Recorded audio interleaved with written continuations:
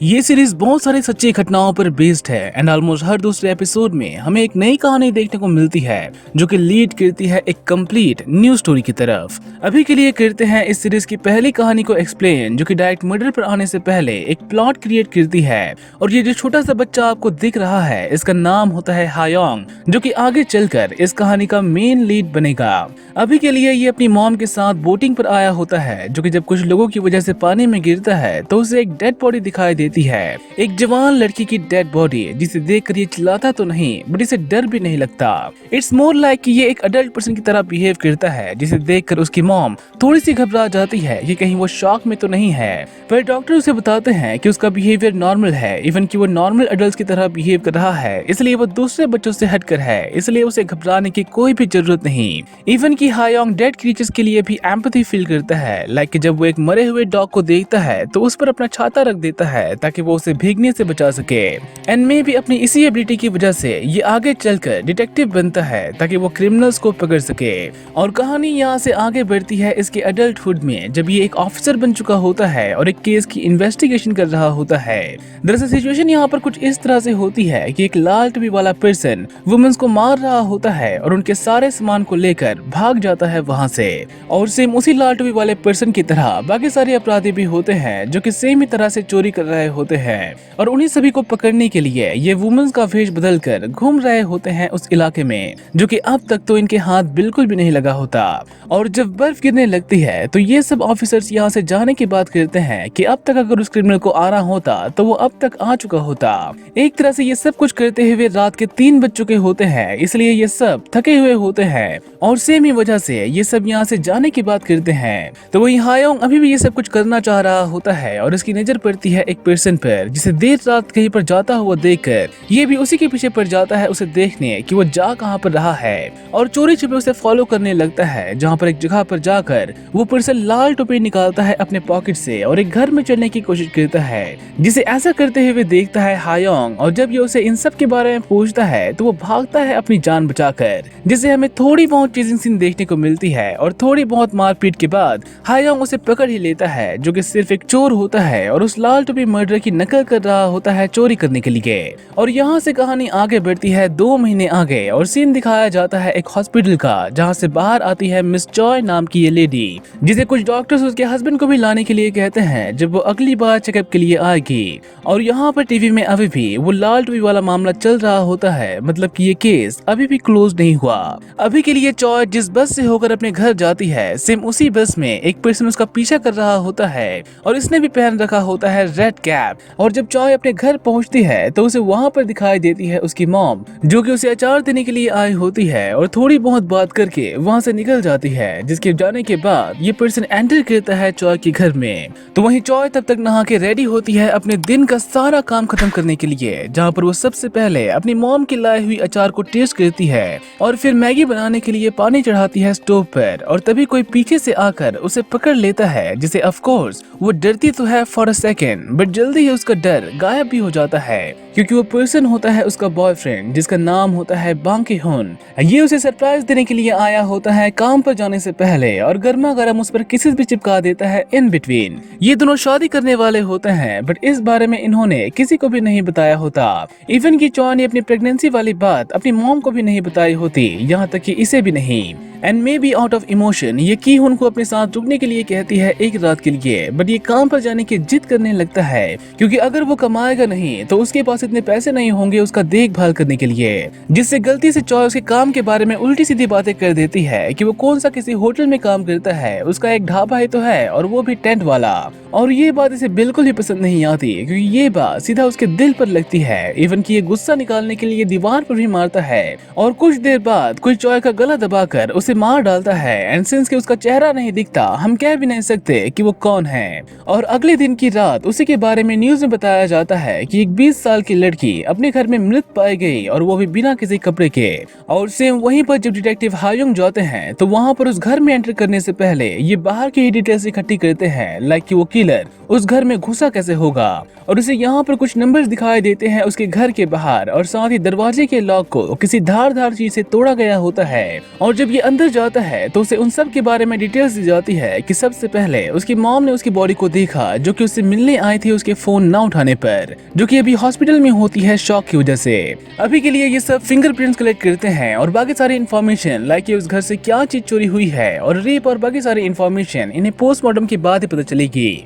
और कहानी यहाँ से शिफ्ट होती है अगले दिन में, जहाँ पर चॉय की फॉरेंसिक रिपोर्ट सबको बताई जाती है कि वो 14 हफ्ते से प्रेग्नेंट थी और उसका गला दबाकर उसे मारा गया। बट उसके सारे कपड़े निकालने का रीजन इन्हें बिल्कुल ही पता नहीं होता क्योंकि चॉय के साथ रेप नहीं किया गया होता। बट फिर भी अभी के लिए तो प्राइम सस्पेक्ट बांकी हुन नाम को वो पर्सन ही होता है जो कि मौजूद था उस रात उसके घर में, और साथ ही वो उसका बॉयफ्रेंड भी था जिसका बच्चा चॉय की कोख में पल रहा था। और पुलिस को ये कंक्लूड करने में ज्यादा टाइम नहीं लगता कि उसने इस बच्चे वाली बात को छुपाने के लिए उसे मारा होगा। साथ ही बांकी हुन डिटेक्टिव हायोंग का फ्रेंड भी होता है और ये दोनों साथ ही एक ही स्कूल में पढ़े होते हैं और सेम ही वजह से कैप्टन पार्क उसकी एक भी नहीं सुनता और स्टार्ट से उसे क्रिमिनल की तरह ट्रीट करने लगता है क्योंकि सारे सबूत उसी के अगेंस्ट जो होते हैं। और जब ये उसकी बात नहीं मानता कि उसने उसे नहीं मारा तो ये उसे मारने पीटने से पीछे नहीं हटता और उसे फोर्स करता है सारे इल्जाम खुद पर लेने के लिए, जिसे जब हायोंग रोकने के लिए आता है कि ये सब गलत है तो ये पर्सन उसके मुंह पर भी उल्टी सीधी बातें कर देता है। ये बंदा बड़ा है घमंडी टाइप का होता है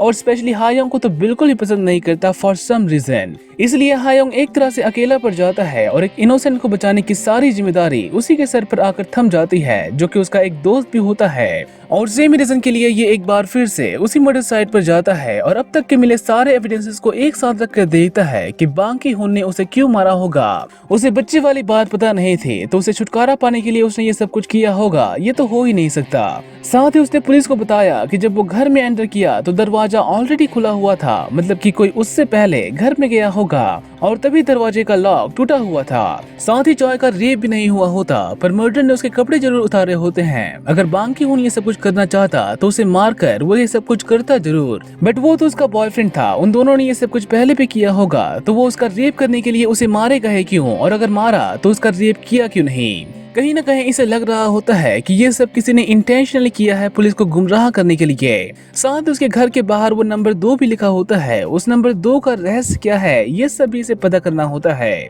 और इन्हीं सारी बातों का आंसर जानने के लिए ये बहुत सारे नेबर्स के घर जाता है और उन्हें उस लाल टोपी वाले पर्सन के बारे में पूछता है। और जब वो उनसे पूछताछ करने लगता है तो उसकी नजर कुछ घरों की दीवारों पर पड़ती है, जहाँ पर जब ये उन्हीं नंबर्स के बारे में उनसे पूछता है तो वो कहते हैं कि उन्होंने वो सब कुछ नहीं लिखा और इसीलिए अब ये यहाँ से सिर्फ उन नंबर्स के पीछे पड़ जाता है कि वो नंबर्स आखिर है क्या। और ढेर सारा डाटा इकट्ठा करने के बाद इसे पता चलता है कि कोई सभी घरों को आइडेंटिफाई कर रहा है उन घरों में रहने वाले लोगों के हिसाब से। जैसे कि नंबर 2 का मतलब होता है सिर्फ एक वुमेन, 233 का मतलब होता है एक वुमेन और 2 बच्चे, 123 का मतलब होता है एक मैन, एक वुमेन और एक बच्चा। और जिसने भी चॉय को मारा है उसे ये बात बहुत ही अच्छे से पता थी कि चॉय अकेली रहती थी और वो बस सही मौके के आने का वेट कर रहा था। और यही सारी बातें जब वो अपने सीनियर को बताता है तो वो उसे बांकी उनका स्टेटमेंट बताता है कि उसने जुर्म कबूल कर लिया है, जो कि डेफिनेटली इसने मार पीट कर करवाई होती है। साथ ही इन्होंने कुछ लाल टोपी वाले क्रिमिनल्स को ही पकड़े होते हैं जिनका मोस्टली चोरी चकारी में हाथ होता है, जिनमें से एक का नाम होता है योंगचोल, जो कि बांकी उनको देखकर कमेंट करता है कि वो किलर नहीं है। और उसका ये कहने का रीजन क्या है ये बात हमें आगे पता चलेगा। अभी के लिए हायोंग को पूरा यकीन होता है कि पुलिस कुछ तो मिस कर रही है, इसलिए वो अपने एक फ्रेंड की हेल्प लेता है चॉय के घर की फिर से जांच करवाने की। और ये सब अब उन जगहों से फिंगरप्रिंट्स उठाते हैं जहां पर ये पिछली बार नहीं किए थे। और सिम इसी को लेकर ये ऑफिसर इस पर भड़कने लगता है कि एक बंद हो चुके केस में वो फिर से अपनी उंगली क्यों कर रहा है, जिसका जब ये भी जवाब देता है तो वो तो इसे मारने पर ही तुल जाता है और नौकरी से निकालने की धमकी देता है। सो अलग पता नहीं इस बंदे को किस बात की खुन्नस होती है हायोंग से, बट ये उसे बिल्कुल ही पसंद नहीं करता किसी वजह से। अभी के लिए इसका फ्रेंड योंगसो उस घर में मिले फिंगरप्रिंट्स को इसे दिखाने के लिए आता है, जो कि एक नई प्रिंट्स होती है, मींस की बांकी हुन के अलावा उस घर में कोई और भी मौजूद था उस रात। बट ये उस प्रिंट को किसी भी पर्सन से मैच नहीं कर पाते, इसलिए ये बता नहीं सकते कि वो किसका है। साथ ही योंगसो इसे एक जॉब के बारे में बताता है कि वो एक नई टीम बनाने के बारे में सोच रहा है और उस टीम के लिए वो परफेक्ट है क्योंकि उसमें वो सारी सारी क्वालिटीज हैं जो कि उसे चाहिए उस काम के लिए,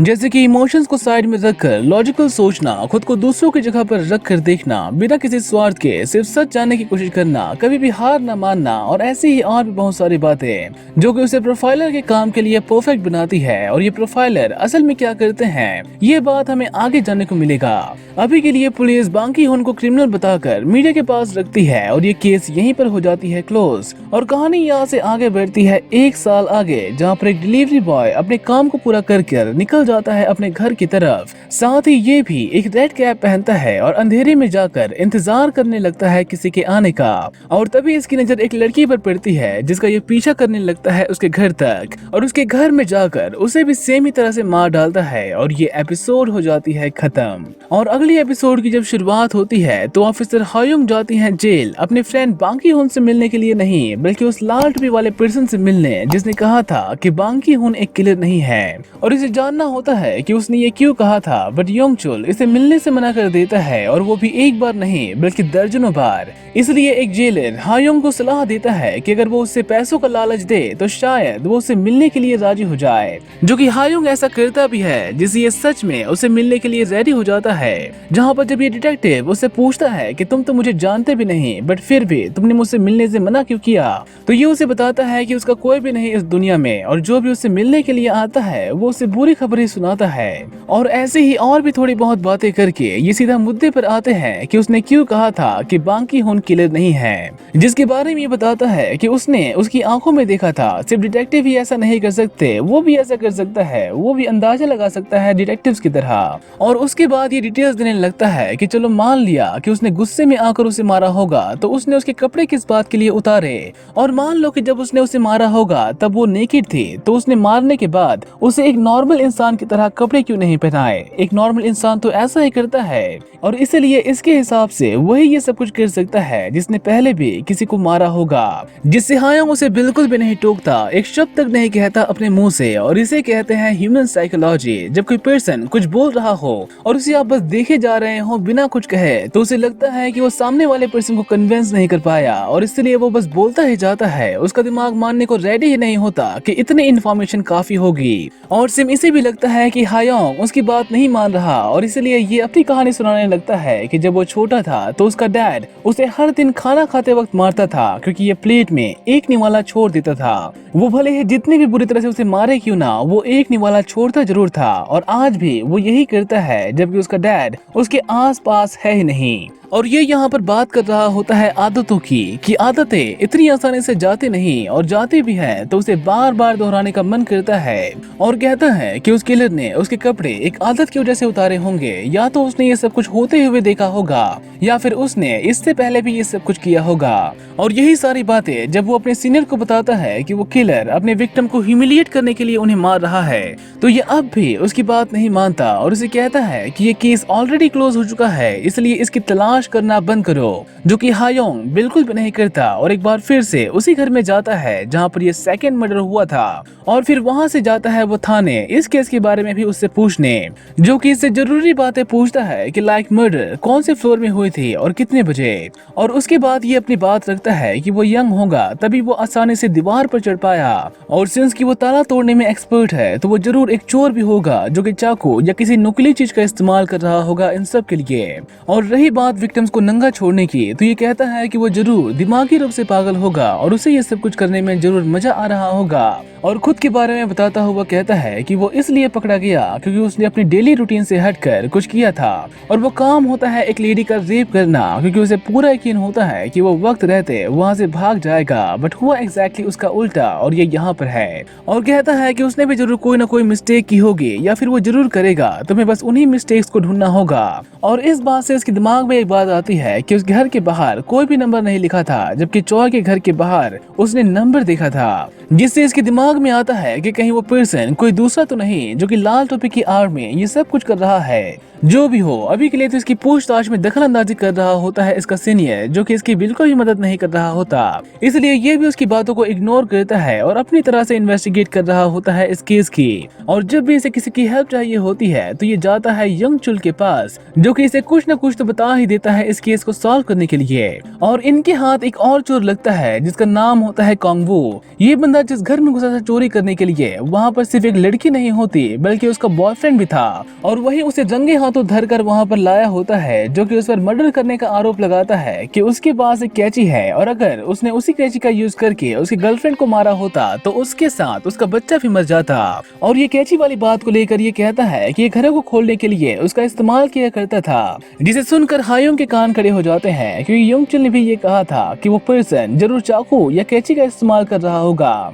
इसलिए ये इंटेंशनली उस कैंची के फिंगरप्रिंट्स की बात करता है कि वो इस तरह से कैंची लेकर किसी के घर में नहीं घुस सकता, ये एक क्राइम है। जिसे सुनकर ये थोड़ा सा डर जाता है और इसी बात के लिए बाकी सारे ऑफिसर भी इस बात को बड़ा बनाने की कोशिश करते हैं जस्ट टू सी कि वो रिएक्ट कैसे करेगा। और जब सब कुछ उनकी उम्मीद के हिसाब से होती है तो हायोंग उससे पूछताछ करने के लिए उसे अंदर ले जाता है, जिससे कैप्टन पार्क भी हायोंग की मदद करने के लिए आगे आता है और उस कैंची को फॉरेंसिक में भेजने की बात करता है ताकि जल्दी ही इनके पास उसके फिंगरप्रिंट्स आ जाए। तो वही हायोंग उसे सीधा पूछताछ नहीं करता और उसे एक पेज पर सब कुछ लिखने के लिए कहता है ताकि वो अपने ब्रेन का यूज कर ही ना पाए। और यहाँ पर मोस्टली ब्रेन गेम चलती है जहाँ पर हायोंग उसे एक पेज देता है लिखने के लिए ताकि वो आसानी से उसके सारे क्वेश्चन के आंसर दे दे, क्योंकि इंसानी दिमाग एक वक्त में सिर्फ एक ही काम कर सकता है, दो नहीं। और झूठ सोचने के लिए हायोंग उसे मौका ही नहीं देता उसे लिखने के लिए कहकर, जिससे ये भी सबकॉन्शियसली उसे सब कुछ कह देता है लाइक कि वो इससे भी पहले ये सब कुछ कर चुका है और वो पाइप के जरिए अंदर जाता है एक्सेट्रा।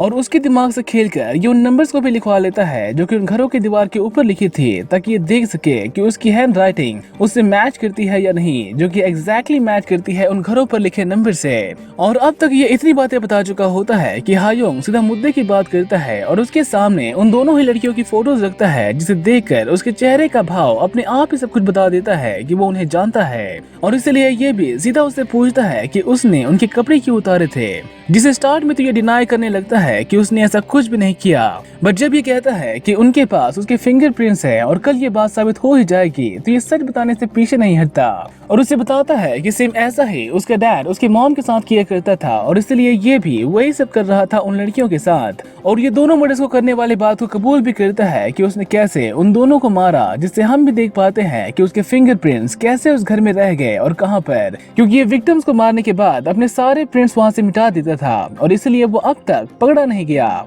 अभी के लिए ये अपने सारे जुर्म कबूल कर लेता है और अगले दिन जब रिपोर्ट आती है तो उसके फिंगरप्रिंट्स उसे मैच भी कर जाती है। और अब यहाँ पर पुलिस को असली क्रिमिनल तो मिल चुका होता है, बट पुलिस की मुश्किलें कम होने का नाम ही नहीं लेती, क्योंकि इन पर आरोप लगना शुरू हो जाते हैं कि उन्होंने एक बेगुनाह को मार पीट कर उसे झूठे आरोप में फंसाया। स्पेशली बांकी हुन को इंसाफ दिलाने की मुहिम शुरू हो जाती है, जिसे 1 साल के लिए जेल में बंद कर दिया गया था इस केस की वजह से। और जब मीडिया का दबाव बढ़ने लगता है तो बात हाई कमांड तक जाती है ताकि वो उन ऑफिसर्स के अगेंस्ट कार्रवाई करे। और बात सिर्फ यहीं तक नहीं थमती, उस लाल टॉय वाले केस में जो क्रिमिनल होता है उसका नाम होता है योंगचुल, जिससे हायोंग ने इस केस को सॉल्व करने के लिए हेल्प की थी। और इस हेल्प वाली बात का भी बतंगड़ बनाया जाता है मीडिया के द्वारा कि पुलिस क्या इतनी निकम्मी है कि अब उन्हें क्रिमिनल्स की मदद लेनी पड़ रही है इन केसेस को सॉल्व करने के लिए। और एक तरह से पुलिस पर बदनामी का साया मंडराने लगता है, जिससे निकलने का एक ही रास्ता होता है योंगसू नाम के इस ऑफिसर के पास। और सेम ही बात के लिए ये प्रपोजल लेकर जाता है हायोंग के पास ताकि वो उसकी टीम ज्वाइन कर ले, जिसका नाम होता है क्रिमिनल बिहेवियर एनालिस्ट टीम,